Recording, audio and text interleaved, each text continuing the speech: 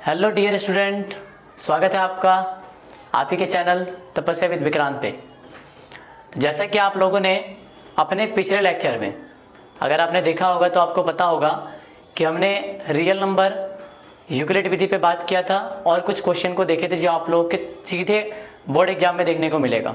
ठीक है, आज हम लोग उसी का सेकेंड पार्ट लेकर के आए हैं। जैसा कि अगर आपने पिछला लेक्चर नहीं देखा है तो पहले आप वो देख लेंगे, ठीक है ना, तब आप इसे देखेंगे, क्योंकि सीक्वेंस में देखेंगे तो उसका एक अलग ही मतलब होता है। तो हमने कल बताया था कि धनात्मक पूर्णांक के दो गुणों की चर्चा करेंगे। एक गुण की चर्चा हम लोग कल कर चुके थे, यानी कि आपका यूक्लिड विधि। आज जो हमारा होने वाला है वो है अंकगणित की आधारभूत प्रमेय। आज जो हम चर्चा करने वाले हैं दूसरा जो हमारा गुणधर्म है वो क्या है, अंकगणित की आधारभूत प्रमेय। और शायद ये आप लोग जानते भी होंगे, ठीक है ना, लेकिन चलिए आपको थोड़ा सा हम इस प्रमेय से रूबरू कराते हैं कि क्या बोलता है ये अंकगणित का आधारभूत प्रमेय। सीधा सीधा एक बार सेंटेंस पहले बता दे रहे हैं, फिर हम सीधा सीधा मतलब बताएंगे इसका। ये कहता है कि प्रत्येक भाज्य संख्या को, हमने कल बताया था कि भाज्य संख्या किसे कहते हैं, जो एक और स्वयं के अलावा अन्य से भी घटे, ठीक है ना। तो प्रत्येक भाज्य संख्या को अभाज्य संख्याओं के एक गुणनफल के रूप में व्यक्त किया जा सकता है। क्या बोला ये कि कोई भी अगर भाज्य संख्या है आप उसको अभाज्य संख्या में व्यक्त कर सकते हैं गुणनखंड करके, ठीक है ना। तथा यह गुणनखंड जो आएगा अभाज्य गुणनखंडों के आने वाले क्रम के बिना अद्वितीय होगा। कहने का मतलब कि आप जो ये गुणनखंड करेंगे, जैसे आप एग्जाम्पल से देखिए अब, ठीक है ना।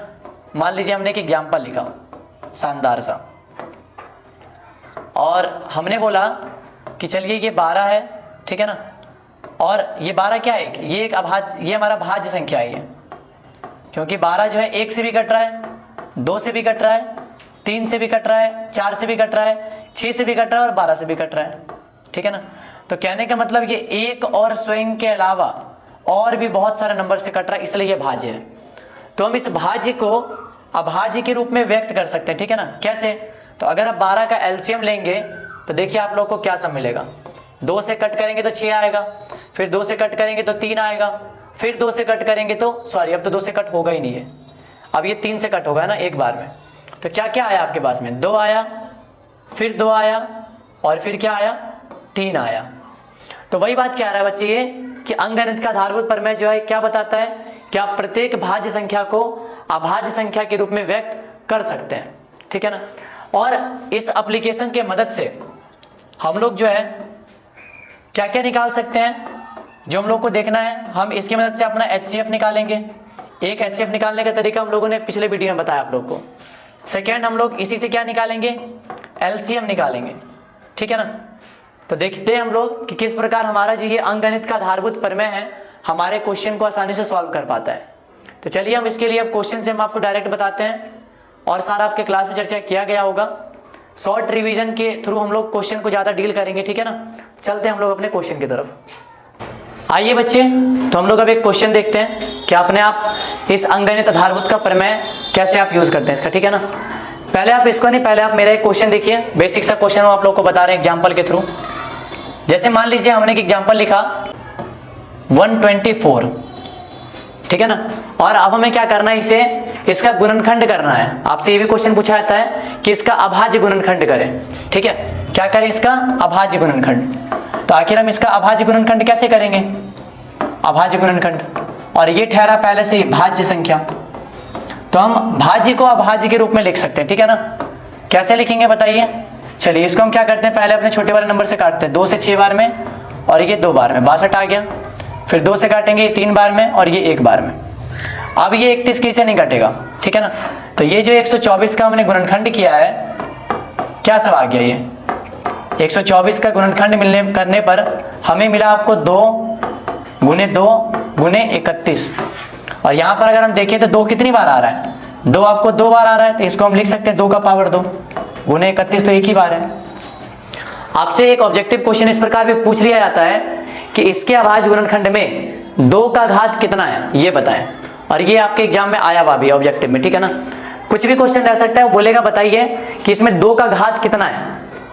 अभी तो यहाँ पे 2 ही आ रहा है, आपसे कुछ भी पूछ लिया जाएगा 5 का घात कितना है, तो 5 जितनी बार आएगा वो हमारा आंसर हो जाएगा। अब बताइए आप 2 कितनी बार आ रहा है, 2 बार ना आ रहा है, तो हम बोल सकते हैं अगर इसमें ऐसा क्वेश्चन पूछता कि बताइए इसमें 2 का घात कितना है अधिकतम, तो हम बोलते 2 है आंसर। ऑप्शन में दिया रहता कि 1, 2, 3 और ये 4, कौन सा ऑप्शन फिर मारते हम? फिर हम ऑप्शन मारते 2, क्योंकि इसका मैक्सिमम पावर कितना है, 2 है। चलिए एक और क्वेश्चन हम आपसे इससे थोड़ा सा भयंकर क्वेश्चन आपको दिखाते हैं, ठीक है ना।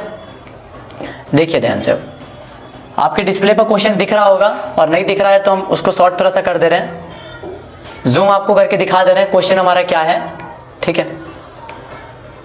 क्वेश्चन आपको दिख रहा होगा, क्वेश्चन दिया हुआ है हमारा 32,760, और आपको क्या करना है, इसका गुणनखंड करना है, ठीक है ना, 32,760 का।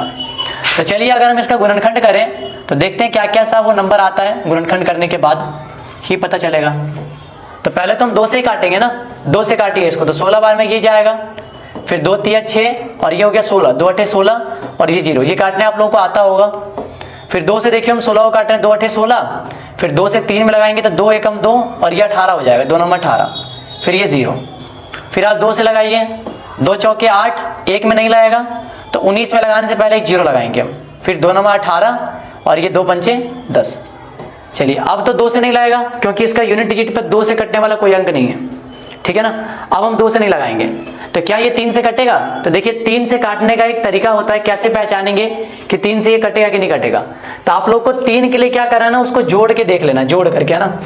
तो अगर हम 9 में 5 जोड़ेंगे तो 14 होगा, 14 4 18, तो बताइए 3 से 18 कट रहा है ना, इसका मतलब ये पूरा नंबर 3 से कटेगा। तो अब आप क्या कीजिए, 3 से लगाइए आप, ठीक है ना।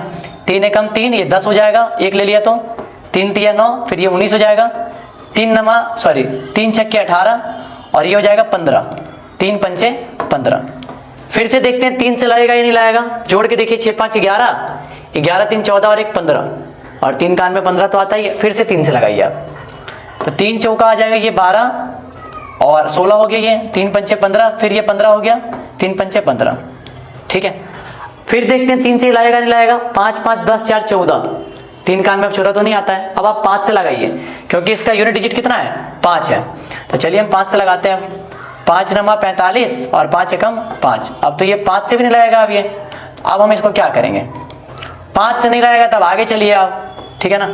6 से भी नहीं कटेगा, ये 7 से कटेगा, 7 से कटेगा कितनी बार में, ये 13 बार में। तो अब बताइए इस नंबर का जो गुणनखंड आया आपको क्या सब आया, 2 आया, फिर 2 आया, एक और 2 आया, ठीक है ना। इसी प्रकार 3 भी आपको 2 बार मिला है, 1 2, इसी प्रकार आपको एक बार 5 मिला है और एक बार 7 मिला है। तो ये हो गया आपका अभाज्य गुणनखंड। जिस भी संख्या का पूछा जाए आपको इसी प्रकार अभाज्य गुणनखंड करना है। और यहाँ से एक ऑब्जेक्टिव क्वेश्चन दमदार क्या बनता है, आपसे पूछ लिया जाएगा कि यहाँ पे 2 कितनी बार है, 1 2 और 3 बार है 2 यहाँ पे, तो हमने 2 का पावर 3 लिख लिया। 3 कितनी बार है, यहाँ पे 2 बार है, तो 3 का पावर 2 लिख लिया, 5 गुने 7, ये आपके ऑब्जेक्टिव में आएगा, ठीक है ना। कोई भी क्वेश्चन देकर के आप बोलेगा कि बताइए इसमें, इसके अभाज्य गुणनखंड में 2 का घात कितना है, समझे। तो आप बताइए यहाँ पर 2 का घात कितना है, ये 3 है, इसलिए हम बता देंगे जिस ऑप्शन में 3 लिखा होगा तो वही हमारा आंसर हो जाएगा। तो चलिए एक सब्जेक्टिव क्वेश्चन भी आप समझ लीजिए, और एक ऑब्जेक्टिव भी जहाँ से पूछा जा सकता है हमने आपको वो भी बता दिया। और ऐसे हम लोग क्वेश्चन के माध्यम से हर एक तरह के क्वेश्चन को हम लोग लेके चलेंगे ताकि कोई क्वेश्चन हमारा रह नहीं जाए। अच्छा यहाँ पे एक चीज छूट गया ना, इसके गुणनखंड में 7 के बाद 13 भी तो आ रहा है, तो यहाँ पर हम 13 भी लिखेंगे, ठीक है ना, यहाँ भी आएगा और यहाँ भी आएगा। चलिए अब ओके है, ये आप लोग को ये समझ में आ गया होगा। चलते हम लोग अपने अगले क्वेश्चन की तरफ। तो ये आप लोगों का होमवर्क रहेगा, आप लोगों को इसे घर से बना करके लाना है, ठीक है ना। आप बना लीजिएगा, ये जितने भी क्वेश्चंस दिए गए हैं आपको इन सभी का क्या निकालना है, आपको इन सभी का अभाज्य गुणनखंड निकालना है, ठीक है ना। इन सभी का आप लोगों को क्या निकालना है, अभाज्य गुणनखंड के गुणनफल के रूप में व्यक्त करना है। तो कर लेंगे, आपके पास चारों क्वेश्चन दिख रहा होगा, एक है 140, एक है 156, एक है 3825 और एक है 5005 और एक है 7429, ठीक है। चलिए इसको हम और जूम कर दे रहे हैं, आप लोग इस पे नोट कर लीजिएगा आराम से। ये लीजिए आप लोगों का क्वेश्चन,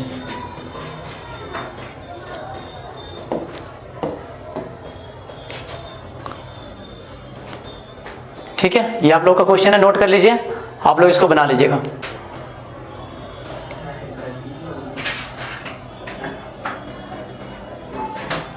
अब देखिए अब है ना, अब एक और दमदार कॉन्सेप्ट जो आप लोग के बोर्ड में सीधा देखने को मिलता है, वो क्या है, HCF और LCM निकालना, वो भी किसकी मदद से, यूक्लिड विधि तो हम लोगों ने कल पढ़ा हुआ था, ठीक है ना।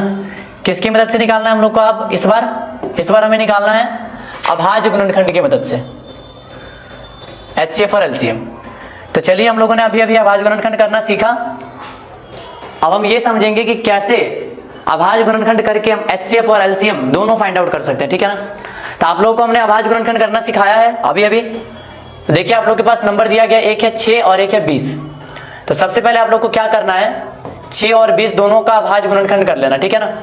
तो हमने क्या किया, 6 का गुणनखंड किया और देखिए क्या सब आया, 6 का गुणनखंड, 2 से कटेगा ये 3 बार में और 3 से कटेगा ये 1 बार में, हो गया। अब ये ऐसे ही 20 का कर लीजिए आप, और 20 का करेंगे तो क्या आएगा, 2 से कटेगा ये 10 बार में, फिर 2 से कटेगा ये 5 बार में, और फिर 5 से कटेगा ये 1 बार में, ठीक है। आपके पास अभी 2 ही नंबर लिखा गया है तो आप 2 ही का गुणनखंड निकालेंगे, 3 नंबर रहता तो आप 3 का गुणनखंड निकालते हैं। अब आपको क्या करना है, 6 के गुणनखंड को इस प्रकार लिख लेना है, 2 गुने 3 गुणनफल के रूप में, ठीक है। और ऐसे ही आपको 20 को क्या करना है, इसको भी इसके गुणनफल के रूप में लिख लेना है जो दिया गया है, 2 गुने 2 गुने 5। अब देखिए बच्चे ध्यान से, ठीक है ना, बस इतना ही काम आप लोग को करना है, ठीक है। अब यदि आप लोग को HCF निकालना होगा, सबसे पहले आप HCF निकाल लेंगे, ठीक है ना। और कैसे निकालेंगे HCF, देखिए HCF कहता है कि दोनों में जो कॉमन हो, दोनों में जो कॉमन हो। अब बताइए दोनों में तो सिर्फ 2 ही दिख रहा है हमें, और तो कोई नहीं दिख रहा आप लोग को, है ना। तो 1 ही 2 आया ना, तो इस बक्से से बस 1 ही 2 निकलेगा, और कोई है भी नहीं, इसीलिए इस क्वेश्चन का जो HCF होगा वो 2 ही होगा, ठीक है ना। 6 और 20 का HCF जो आप किसी विधि से निकालेंगे तो 2 ही आएगा। आप यूक्लिड विधि से भी ट्राई कर सकते हैं, विभाजन विधि से भी ट्राई कर सकते हैं, और ये एक और विधि है अभाज्य गुणनखंड विधि, इससे भी 2 ही आएगा। चलिए LCM कैसे निकालेंगे, अब ये देखिए आप LCM कैसे निकालेंगे। LCM के लिए आप लोग को क्या करना है, ये बॉक्स तो है, इसमें से 1 2 तो आएगा ही आएगा, ठीक है ना। और जो ये सिंगल बच गया है ना, सिंगल, वो भी आप लोग को नहीं छोड़ना है, इसके बजाय तो 1 2 लिखेंगे हम, और ये जितना भी सिंगल बच गया है 3 2 5, इन सबको भी यहाँ पर घसीट देना है, ठीक है ना। कोई नहीं बचेगा इसमें, 2 वाला भी आएगा और 1 वाला भी आएगा। तो अब बताइए इसको गुना करके आंसर कितना आ रहा है, 2 3 6, 6 दूनी 12, 12 पंचे 60। तो ये हो गया आपका LCM, ठीक है बच्चे। तो इस प्रकार हम अभाज्य गुणनखंड करके HCF और LCM दोनों फाइंड आउट कर सकते हैं। चलिए आप लोग को और क्वेश्चन देते हैं, और आप लोग सॉल्व कीजिएगा। हाँ, आप हमने एक बार आप लोग को बता दिया कि इस प्रकार हम लोग HCF और LCM निकाल सकते हैं, ठीक है ना। और ये आपके बुक का ही क्वेश्चन है और बोर्ड में आप लोग को पूछा भी गया है, ठीक है ना। तो इसलिए आप ध्यान कर लीजिए इस क्वेश्चन को, और अगर बोर्ड में आए तो पक्का बना करके आना है, ठीक है ना, छोड़ना नहीं है। वैसे ही बहुत इजी क्वेश्चन है ये। फिर से क्या आप लोग का एक और होमवर्क रहेगा बच्चे, ठीक है ना। हाँ, ये जो है ये आप लोग का होमवर्क रहेगा, ठीक है, ये आप लोगों का होमवर्क रहेगा। आपको दिख रहा होगा स्क्रीन पे क्वेश्चन, नहीं दिख रहा है तो इसको हम जूम कर दें थोड़ा सा और। अभी अभी जो हमने कॉन्सेप्ट सिखाया आप लोग को HCF LCM निकालना, तो आप देख सकते हैं क्वेश्चन को। आपके पास 2 नंबर दिया गया है, 96 और 44, 96 और 44, ठीक है। तो आप इन दोनों को सॉल्व कर लीजिएगा, 96 को और 44 को, और फिर आप उन लोगों का क्या निकाल लीजिएगा, HCF, ठीक है ना। और फिर इनका LCM भी निकालना है। तो इतना तो आप कर ही सकते हैं, ठीक है, कर लीजिएगा आप। चलते हैं हम लोग अगले क्वेश्चन की तरफ। चलिए अब देखिए ना क्वेश्चन अब क्या है हमारा, ठीक है। क्यों कहेंगे कि 2 नंबर के लिए बस बताए, 3 नंबर के लिए नहीं बताए। अब आपके पास में यहाँ पे 3 संख्या है, ठीक है ना, 6 है, एक 72 है और एक है 120। अब आपको इन 3 संख्या का HCF भी निकालना है और LCM भी निकालना है, ठीक है। सेम प्रोसेस हम लोग अपनाएंगे, एकदम सेम फंडा जो हम लोग अपना रहे थे। पहले हम लोग क्या करेंगे, 6 का गुणनखंड निकालेंगे, ठीक है ना। बताइए क्या आएगा 6 का गुणनखंड, 2 से 3 बार में काटेंगे, फिर 3 से इसको 1 बार में कट करेंगे, हो गया ये। फिर आप ऐसे ही 72 का भी निकाल लीजिए, कितना आएगा। तो 2 से कटेगा कितनी बार में, 36 बार में। फिर 2 से कट कीजिए तो 18 बार में कटेगा। फिर इसको 2 से काटेंगे तो कितना आएगा, ये 9 आएगा। अब ये 2 से नहीं कटेगा, 3 से कटेगा, 3 से 3 बार में, और फिर ये 3 से कट करेंगे तो 1 आएगा, ठीक है। ऐसे ही हम लोग क्या करेंगे, 120 का भी निकालेंगे, और 120 का निकालने के बाद क्या आ जाएगा बताइए, 2 से कट करेंगे तो 60 आएगा, फिर 2 से कट करेंगे तो 30 आएगा, फिर 2 से कट करेंगे तो 15 आएगा। अब 2 से नहीं, अब 3 से काटिए, 3 से कट करेंगे तो 5 आएगा, फिर 5 से कट करेंगे तो 1 आएगा। ठीक है, तो हमने इस बार तीनों का गुणनखंड कर लिया। ठीक है, अब क्या करेंगे, हम इस 6 को लिख लेते हैं। 6 का गुणनखंड क्या क्या सब आया उसको लिखिए अब। तो 6 का गुणनखंड आया आपके पास में 2 और 3, तो लिख सकते हैं हम 2 गुने 3।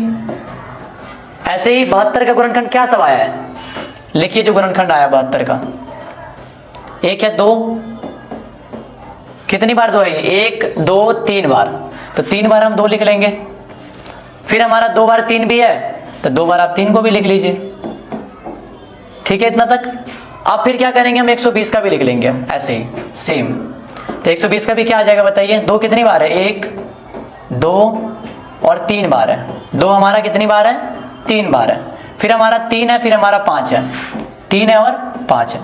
चलिए अब 3 नंबर वाले में ढंग से समझ लीजिए आप, ठीक है ना। हाँ, इसमें कन्फ्यूजन हो जाता है जिनको ठीक से नहीं समझ पाते हैं। जो पहले हमें क्या निकाल लेना है, आराम से HCF निकाल लेना है ना।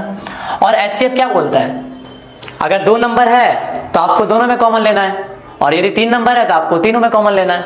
तो देखिए HCF के लिए, HCF कुछ नहीं, HCF तीनों में है तो सुनेगा, नहीं है तो नहीं सुनेगा भाई। ठीक है ना, 1 तो 2 मिल गया हमें, 3 मिल रहा है क्या आप लोग को, यस मिल रहा है। 3 को आप खोज सकते हैं, ये तीनों में है। तो HCF में 2 ही नंबर मिले, एक यहाँ से 2 निकलेगा और एक यहाँ से कौन निकलेगा, 3 निकलेगा। तो HCF तो आप लोग के पास में 6 आ गया, एक आंसर तो हमारा आ गया।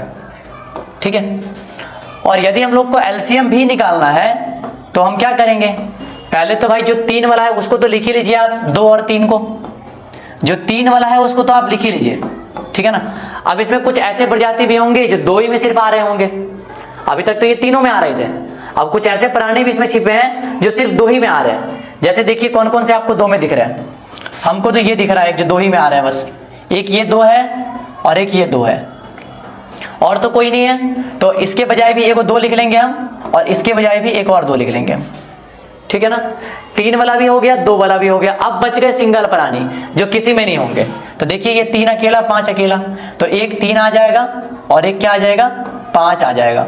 तब बताइए आपका LCM कितना आ गया, इस सबको मल्टीप्लाई करके क्या आएगा, 2 तिया 6, 6 दूनी 12, 12 दूनी 24, 24 तिया 72, 72 पंचे 72 पंचे बच्चे कितना हो जाएगा, 72 को 5 से गुना कर लीजिए, 5 दूनी 10 हासिल 1 और ये 36, यानी कि 360। 360, तो ये है आप लोगों का LCM का आंसर। ठीक है ना, 360 आ जाएगा आप लोगों का आंसर।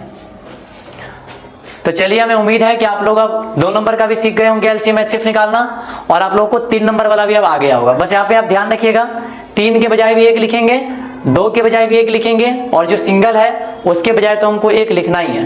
ठीक है ना, और इसी प्रकार आप आराम से किसी भी नंबर का जो है आप आराम से निकाल सकते हैं HCF और LCM। ठीक है, तो चलिए हम लोग देखते हैं अपना अगला कॉन्सेप्ट क्या रहने वाला है हमारा अब, क्योंकि हम लोगों ने अब अभाज्य गुणनखंड सीख लिया, अंकगणित का आधारभूत प्रमेय क्या है, उसका क्या एप्लीकेशन है, ये हम लोग जान गए अब। ठीक है ना, अब हम अगले क्लास में आप लोग को ये बताएंगे कि इस LCM और HCF का और क्या एप्लीकेशन हो सकता है। तो देखते हैं वो लोग हम लोग अपने नेक्स्ट क्लास में। तब तक के लिए चलते हैं हम लोग, bye bye, take care all of you.